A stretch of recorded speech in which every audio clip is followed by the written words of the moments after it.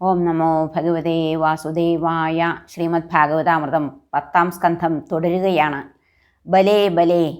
ഒരിക്കൽ യമുനാതീരത്തിൽ തോഴരോടൊത്ത് കന്നുകളെ മേച്ചുകൊണ്ടിരുന്ന രാമകൃഷ്ണന്മാരെ കൊല്ലാനായി ഒരസുരൻ വന്നു. ഒരു പൈക്കുട്ടിയുടെ രൂപമെടുത്തു വന്ന അവനെ കൃഷ്ണൻ ബലരാമന് കാണിച്ചു കൊടുത്തിട്ട് ഒന്നും അറിയാത്ത മട്ടിൽ അവൻ്റെ അടുത്തേക്ക് ചെന്നു. വാലും പിൻകാലുകളും കൂട്ടിപ്പിടിച്ച് ചുഴറ്റി വ്ളാറമരത്തിൻ്റെ മുകളിലേക്ക് വലിച്ച് ഒരേറു കൊടുത്തു. അവൻ്റെ പിണത്തോടൊപ്പം വ്ളാറങ്ങയും ധാരാളം താഴെ വീണു. അത് കണ്ട് കൂട്ടുകാർ ബലേ ബലേ എന്നാർത്തു. ദേവന്മാർ സന്തോഷിച്ച് പൂമഴ പൊഴിച്ചു. വത്സാസുരവധം കേട്ട് ഗോകുല സ്ത്രീകൾ ആശ്ചര്യയുക്തരായി. സകല ലോകപാലകരായ രാമകൃഷ്ണന്മാർ കാലത്തെഴുന്നേറ്റ് പൊതിച്ചോറുമെടുത്ത് കന്നുകളെയും മേച്ചുകൊണ്ട് സഞ്ചരിച്ചു. ഒരിക്കൽ ഗോപാലകന്മാർ തങ്ങളുടെ കന്നുകളെ ഒരു തടാകത്തിൽ കൊണ്ടുപോയി വെള്ളം കുടിപ്പിച്ചു. അവരും വെള്ളം കുടിച്ചു. പൊയ്കയുടെ കരയ്ക്ക് പർവ്വതശൃംഗം പോലെ ഇരിക്കുന്ന ഒരു വലിയ ജന്തുവിനെ കണ്ട് കുട്ടികൾ ഭയപ്പെട്ടു. ബകരൂപം ധരിച്ച ആ ബകാസുരൻ വേഗം വന്ന് തൻ്റെ കൂർത്ത കൊക്കുകൊണ്ട് കൃഷ്ണനെ കൊത്തി വിഴുങ്ങി. കൃഷ്ണനെ കൊത്തി വിഴുങ്ങി എന്ന് കണ്ടപ്പോൾ രാമാദികൾ പ്രാണനറ്റവരെ പോലെയായി. തൊണ്ടയിൽ തീ പോലെ പൊള്ളിയപ്പോൾ കൊറ്റി കൃഷ്ണനെ കക്കി. എന്നിട്ട് പിന്നെ കൊത്തിക്കൊല്ലാനായി കോപത്തോടെ പാഞ്ഞെടുത്തു. അവൻ്റെ കൊക്കിന് പിടിച്ച് കൃഷ്ണൻ വലിച്ചങ്ങ് കീറി. തത്സമയം വാനവർ നന്ദനവനത്തിലെ മുല്ല, മല്ലിക മുതലായ പൂക്കൾ വാരി വിതറി ദിവ്യവാദ്യങ്ങൾ മുഴക്കി. ഇതൊക്കെ കണ്ട ഗോപാലബാലന്മാർ വിസ്മയവിവശരായി. ബകമുഖത്ത് നിന്നും മുക്തനായ കൃഷ്ണനെ കണ്ടപ്പോൾ പ്രാണൻ തിരിച്ചു കിട്ടിയ രാമാദികൾ ഓടിച്ചെന്ന് കൃഷ്ണനെ കെട്ടിപ്പിടിച്ചു. അവർ കന്നുകളെയും ചേർത്ത് ഗോകുലത്തിൽ മടങ്ങിയെത്തി. അന്ന് നടന്ന വൃത്താന്തങ്ങളൊക്കെ എല്ലാവരെയും പറഞ്ഞു കേൾപ്പിച്ചു. അത് കേട്ട ഗോപീഗോപന്മാർ ആശ്ചര്യയുക്തരായി സാദരം അത്യാർത്തിയോടെ കൃഷ്ണനെ നോക്കി. അഹോ, ഈ കുട്ടിക്ക് എത്രയൊക്കെ മരണകാരണങ്ങളുണ്ടായി. പക്ഷേ ആപത്ത് വന്നത് ഉപദ്രവിക്കാൻ വന്നവർക്കാണ്. അവരാണല്ലോ ദ്രോഹത്തിനൊരുങ്ങി വന്നത്. ആ ഘോരസത്വങ്ങൾക്ക് ഇവനോട് ഒന്നും ചെയ്യാനാവുന്നില്ല. ഇവനെ കരുതി വന്നിട്ട് അവർ തീയിൽ പാറ്റകളെന്ന പോലെ നാശമടയുകയാണ് ചെയ്യുന്നത്. ഹാ, ബ്രഹ്മജ്ഞന്മാരുടെ വാക്ക് വീണായി പോവുകയില്ല. സർവജ്ഞനായ ഗർഗമഹർഷി അരുളി ചെയ്തതൊക്കെ അങ്ങനെ തന്നെ സംഭവിക്കുന്നുണ്ട്. ഇപ്രകാരം നന്ദാദി ഗോപന്മാർ രാമകൃഷ്ണന്മാരുടെ കഥകൾ പരസ്പരം പറഞ്ഞ് ആനന്ദിച്ച് കാലം കഴിച്ചു. അവർ സംസാര സന്താപം എന്ത് എന്ന് അറിഞ്ഞതേയില്ല. ഒളിച്ചു കളിക്കുക, തോടുകളിൽ ചിറകെട്ടുക, കുരങ്ങു ചാടുക തുടങ്ങിയ ബാലലീലകൾ കൊണ്ട് രാമകൃഷ്ണന്മാർ ഗോകുലത്തിൽ തങ്ങളുടെ കൗമാരകാലം കഴിച്ചുകൂട്ടി. ശ്രീശുകം മഹർഷി തുടർന്നരുളി. ഒരു നാൾ വനഭോജനം നടത്തണം എന്ന് നന്ദി കണ്ണൻ വെളുപ്പിനെ എഴുന്നേറ്റ് കൊമ്പ് വിളിച്ച് കാലികളെയും കൂട്ടുകാരെയും ഉണർത്തി കിടാക്കളെ മുൻനിർത്തിക്കൊണ്ട് കാട്ടിലേക്ക് പുറപ്പെട്ടു. കണ്ണനോടൊപ്പം ആയിരക്കണക്കിന് തോഴന്മാർ ഉറിയും വടിയും കൊമ്പും കുഴലുമെടുത്ത് അനേകായിരം കന്നുകളോടൊത്ത് സാമോദം പുറപ്പെട്ടു.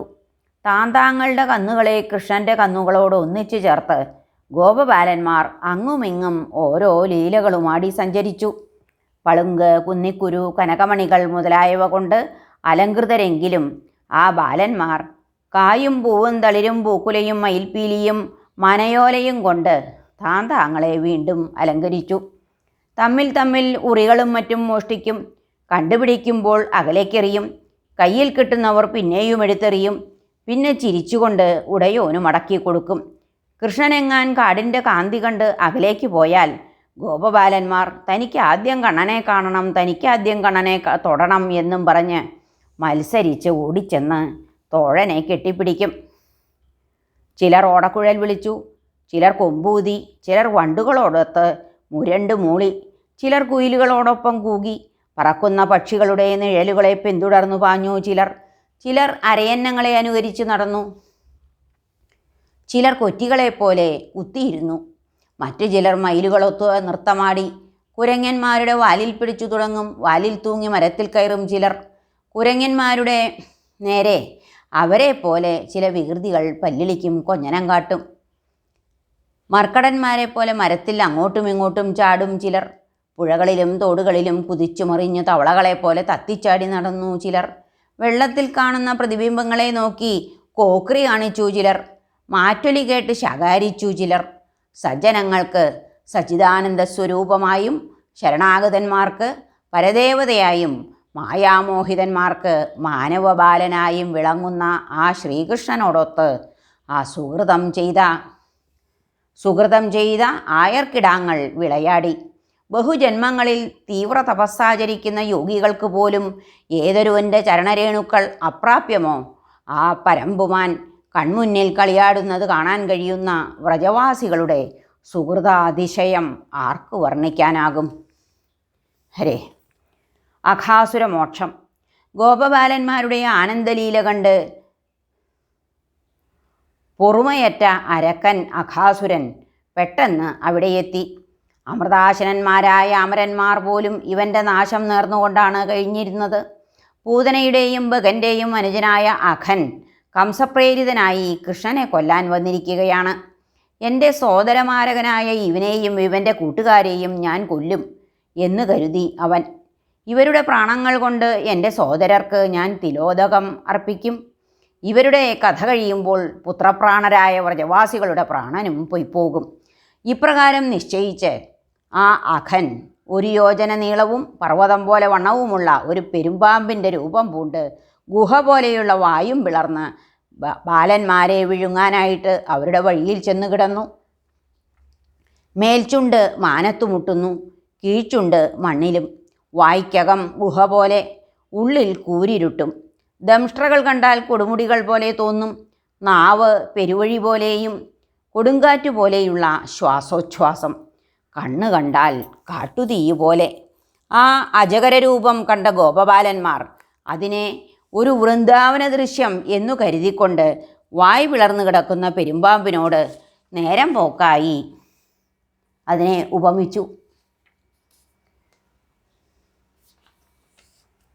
അല്ലയോ തോഴരെ, മുന്നിൽ കാണുന്ന ഈ സത്വം നമ്മെ വിഴുങ്ങാൻ വായും പിളർന്നു കിടക്കുന്ന ഒരു പെരുമ്പാമ്പാണെന്ന് കണ്ടാൽ തോന്നുകയില്ലയോ? ചങ്ങാതികൾ പറഞ്ഞു. അതേ നേര്.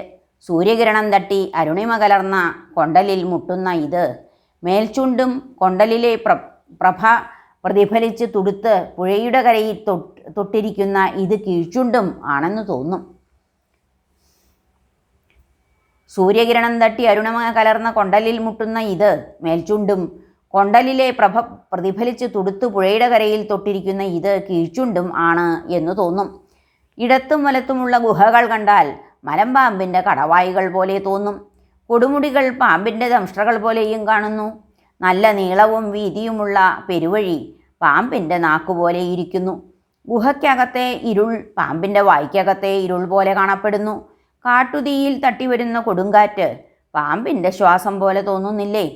തീയിൽപ്പെട്ട് വെന്ത ജന്തുക്കളുടെ മണം പാമ്പിൻ്റെ വായിൽ നിന്ന് പുറപ്പെടുന്ന മാംസഗന്ധം പോലെയും തോന്നുന്നുവല്ലോ. എന്താ, നമ്മെ മിഴുങ്ങിക്കളയുമോ ഇവൻ? എങ്കിൽ പഴയ കുറ്റിയുടെ പിന്നാലെ ഇവനും പോകും ഉടനടി എന്നിങ്ങനെ പറഞ്ഞ് കൃഷ്ണൻ്റെ മുഖത്തു നോക്കി ചിരിച്ചുകൊണ്ട് കയ്യും കൊട്ടി അവർ അങ്ങനെ നടന്നു. പെരുമ്പാമ്പിനെ കണ്ട് കാടിൻ്റെ കാന്തി എന്നു കരുതി അറിവില്ലാതെ ഓരോന്ന് പറയുന്ന കൂട്ടുകാരുടെ വാക്ക് കേട്ടപ്പോൾ വഴിയിൽ വന്നു കിടക്കുന്നത് രാക്ഷസനാണ് എന്ന വാസ്തവം മനസ്സിലാക്കിയ സർവാന്തര്യാമിയായ ശ്രീകൃഷ്ണൻ സ്വമിത്രങ്ങളെ തടയാനായിക്കൊണ്ട് തീർച്ചയാക്കി. അപ്പോഴേക്കും കന്നുകുട്ടികളും ആയർക്കിടാങ്ങളും പെരുമ്പാമ്പിൻ്റെ വായ്ക്കുള്ളിൽ പ്രവേശിച്ചു കഴിഞ്ഞു. സ്വജനഘാതകനായ കൃഷ്ണൻ അകത്തു കടക്കാൻ കാത്തിരുന്ന അഘൻ വായു മുറുക്കിയില്ല. രക്ഷകരായ അവർ തൻ്റെ കയ്യിൽ നിന്നും വിട്ട് അഘരൂപിയായ അന്തകന് ആഹാരമാകാൻ പോകുന്നത് കണ്ട് സകല അഭയപ്രദനായ ഭഗവാൻ കരുണാപരവശനും വിസ്മിതനുമായി. എന്താണിപ്പോൾ താൻ ചെയ്യേണ്ടത്? കുട്ടികൾക്ക് ഹാനി വരാതെ അരക്കനെ എങ്ങനെ കൊല്ലും എന്നാലോചിച്ച് ഉപായം തീർച്ചപ്പെടുത്തി സർവജ്ഞനായ സർവേശ്വരൻ അവൻ്റെ വായ്ക്കുള്ളിൽ പ്രവേശിച്ചു. ഇത് കണ്ട് മേഘത്തിൽ മറഞ്ഞു നിൽക്കുന്ന വാനവർ ആർത്തരായിട്ട് ആർത്തു വിളിച്ചു. കംസാദികളായ കൗണപന്മാർ സന്തോഷമഗ്നരായി. ഇത് കേട്ട് ഭഗവാൻ കുട്ടികളെയും കിടാങ്ങളെയും തന്നെയും വിഴുങ്ങാൻ കാത്തിരിക്കുന്ന അവൻ്റെ തൊണ്ടയിലെത്തി സ്വശരീരത്തെ പെട്ടെന്നങ്ങ് വലുതാക്കി. ശ്വാസം മുട്ടിയ ആ കൂറ്റൻ പാമ്പ് കണ്ണും തുറിച്ച് അങ്ങോട്ടും ഇങ്ങോട്ടും പുളഞ്ഞു മറിഞ്ഞു. മൂർധാവ് പൊട്ടി അവൻ്റെ പ്രാണൻ പുറത്തുപോയി. ബോധം കെട്ടുകിടക്കുന്ന വത്സങ്ങളെയും വയസ്യരെയും സ്വദയാദൃഷ്ടി കൊണ്ട് എഴുന്നേൽപ്പിച്ച് എല്ലാവരുമൊത്ത് കൃഷ്ണൻ അജഗരത്തിൻ്റെ മുഖത്തിന് പുറത്തു കടന്നു. ആ പെരുത്ത പാമ്പിൽ നിന്ന് പുറപ്പെട്ട ഒരു മഹാജ്യോതിസ് ദിക്കൊക്കെ പ്രകാശിപ്പിച്ചുകൊണ്ട് നിലകൊണ്ടു. ഭഗവാൻ പുറത്തു വന്നപ്പോൾ ആ ജ്യോതിസ് ദേവന്മാർ നോക്കി നിൽക്കെ ശ്രീ ഭഗവാനിൽ ലയിച്ചു. അപ്പോൾ അതിസന്തുഷ്ടരായ അമരന്മാർ പുഷ്പവർഷം ചെയ്തു. അപ്സരസ്സുകൾ നൃത്തമാടി, ഗായകന്മാർ കീർത്തനം പാടി, വാദ്യധരന്മാർ വാദ്യങ്ങൾ വായിച്ചു, വിപ്രന്മാർ വാഴ്ത്തി, പാർഷദന്മാർ ജയഘോഷം മുഴക്കി. സ്വസ്ഥാന സമീപം ആ അദ്ഭുത സ്തവഗീതി വാദ്യഘോഷങ്ങൾ കേട്ട് ബ്രഹ്മാവ് വേഗം വന്നു. കൃഷ്ണൻ്റെ മഹിമ കണ്ട് വിസ്മിതനായി. ആ പെരുമ്പാമ്പിൻ്റെ ഉണങ്ങിയ തോൽ ഗോപബാലന്മാർക്ക് ഒളിച്ചു കളിക്കാനുള്ള ഒരു ഗുഹയായി തീർന്നു. ശ്രീകൃഷ്ണൻ തങ്ങളെ പെരുമ്പാമ്പിൽ നിന്നും മോചിപ്പിച്ച ഈ കൗമാരലീല 5-ാം വയസ്സിലാണ് നടന്നതെങ്കിലും ഗോപബാലന്മാർ വ്രജത്തിൽ പോയി ആ അത്ഭുത വാർത്ത ആളുകളെ പറഞ്ഞു കേൾപ്പിച്ചത് 6-ാം വയസ്സിലാണ്. ലോകകർത്താവും ലോകഭർത്താവും മായാമാനവനുമായവൻ്റെ സ്പർശം കൊണ്ട് അഘാസുരൻ പോലും സാരൂപ്യം പ്രാപിച്ചു എന്നത് ആശ്ചര്യകരമല്ല. ഭഗവാന്റെ മനോമയമൂർത്തി ഉള്ളിൽ ഉറപ്പിച്ചാൽ തന്നെ ഭഗവത് പദം ലഭിക്കും എന്നിരിക്കെ ഭഗവാനെ തന്നെ അകത്താക്കിയ അഘാസുരന് സദ്ഗതി ലഭിച്ചതിൽ എന്താശ്ചര്യം ഹരേ. ഇപ്രകാരം സ്വപ്രാണദാതാവിൻ്റെ പാവനവും വിചിത്രവുമായ ചരിത്രം കേട്ട് ഭക്തിപരവശനായ വിഷ്ണുരാധൻ വീണ്ടും ശ്രീശുകനോട് ഭഗവത് കാര്യങ്ങൾ തന്നെ ചോദിച്ചു. അല്ലയോ മഹർഷേ, 5-ാം വയസ്സിൽ നടന്ന സംഗതി 6-ാം വയസ്സിൽ നടന്നതായിട്ട് കുട്ടികൾ പറയാനിടയായത് എങ്ങനെ?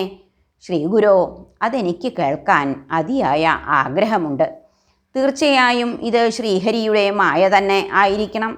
ക്ഷത്രിയരായ ഞങ്ങൾ ഹീനരാണെങ്കിലും അങ്ങയുടെ അടുത്തു നിന്നും നിരന്തരം കൃഷ്ണകഥാമൃതം പാനം ചെയ്യാൻ ഭാഗ്യം ലഭിച്ച ഞങ്ങൾ ധന്യതമന്മാർ തന്നെ. ഹരേ. ബ്രഹ്മാവിന് പിണഞ്ഞ അമളി.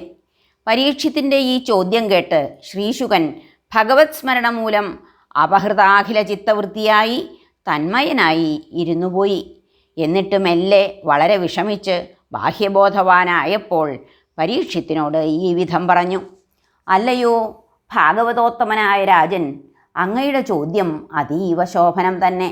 ഭഗവത് കഥകൾ വീണ്ടും വീണ്ടും കേട്ടുകൊണ്ടിരുന്നാലും അങ്ങയുടെ ചോദ്യം അവയെ നവങ്ങളാക്കി ചെയ്യുന്നു. ഈശ്വരധ്യാനം, കീർത്തനം, ശ്രവണം ഇവയ്ക്ക് മാത്രമായിട്ട് ജീവിക്കുന്ന സാരഗ്രാഹികളായ സജ്ജനങ്ങൾക്ക്, വിടന്മാർക്ക് സ്ത്രീപ്രസംഗം എന്നതുപോലെ അച്യുത കഥകൾ പ്രതിക്ഷണം നവമായി തോന്നുന്നത് സ്വാഭാവികമാകുന്നു. ഹേ രാജൻ, സശ്രദ്ധം കേട്ടുകൊള്ളുക.